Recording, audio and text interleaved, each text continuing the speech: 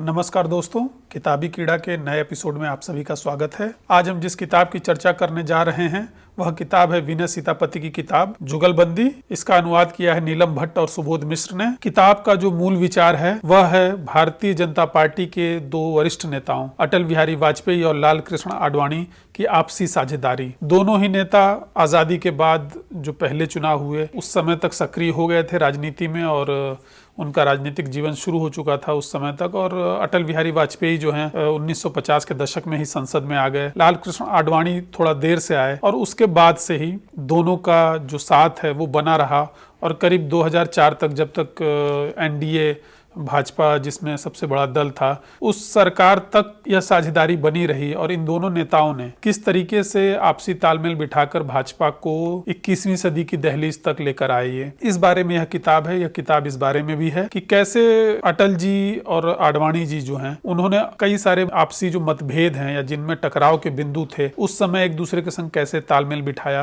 किताब इस बात को स्थापित करती है कि आडवाणी जी अटल जी के सहयोगी के रूप में संसदीय राजनीति में आए और उसके बाद कई दशकों तक, करीब 3 दशकों तक वो अटल जी के जूनियर की भूमिका में ही रहे और धीरे धीरे फिर वो पार्टी के पदानुक्रम में ऊपर चढ़ते गए। और एक समय ऐसा आया कि वह उनके हाथ में पार्टी की बागडोर आ गई और वो अटल जी से ज्यादा प्रभावशाली पार्टी के अंदर हो गए। उस समय अटल जी ने अपने आप को दूसरे दर्जे पर रख कर या आडवाणी को अपने पार्टी के नेता के तौर पे अपना नेता भी मानते हुए उनकी बातों को माना और उनके साथ तालमेल बिठाते हुए काम किया। यह किताब यह भी दिखाती है कि 1990 के दशक में आडवाणी के पास यह मौका था कि वो खुद को भारतीय जनता पार्टी के उम्मीदवार के तौर पे प्रस्तुत कर सकते थे, लेकिन उन्होंने नहीं किया। उन्होंने अटल बिहारी वाजपेयी की लोकप्रियता को देखते हुए और स्वीकार्यता को देखते हुए दूसरे दलों में और देश के विभिन्न वर्गों में देखते हुए उन्होंने अटल जी का नाम प्रधानमंत्री के रूप में आगे बढ़ाया।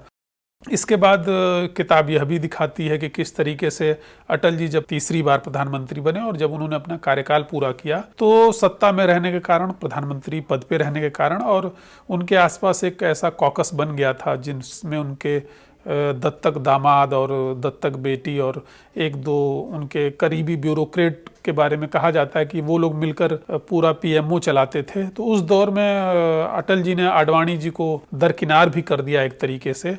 और उसके बाद भाजपा में जाहिर है कि 2004 में भाजपा सत्ता से बाहर हो गई और धीरे धीरे फिर अटल जी बीमार हो गए। आडवाणी जी धीरे धीरे भारतीय जनता पार्टी की राजनीति में किनारे लग गए और उनकी जगह नरेंद्र मोदी ने ले ली। यह किताब यहाँ तक आकर खत्म हो जाती है। सबसे बड़ी बात है किताब में 1670 रेफरेंस दिए गए हैं, जिनमें 200 लोगों से लेखक विनय सीतापति ने इंटरव्यू किया है। बहुत सारे लोगों ने अपना नाम न दे के इंटरव्यू दिया है, कुछ लोगों ने सार्वजनिक तौर पे अपनी राय रखी है। 1670 रेफरेंस है, इसका मतलब आप समझिए कि कम से कम 500 से ज्यादा किताबें और उससे ज्यादा लेखों का संदर्भ लेकर यह किताब तैयार की गई है। इस किताब के आभार में बताया गया कि हमारे समय के कम से कम 5-7 बड़े विद्वानों ने जो आधुनिक भारतीय राजनीति पे गहरी निगाह रखते हैं उन्होंने इसको पढ़ा है। इसके अलावा 5 वकीलों ने भी इस किताब को पढ़ा है ताकि कोई लीगल इशू ना आए। और उसके बाद यह किताब आपके सामने है, हम सबके सामने है और मैंने इसको अनुवाद में पढ़ा है। तो बहुत ही मजेदार किताब है, खासतौर पे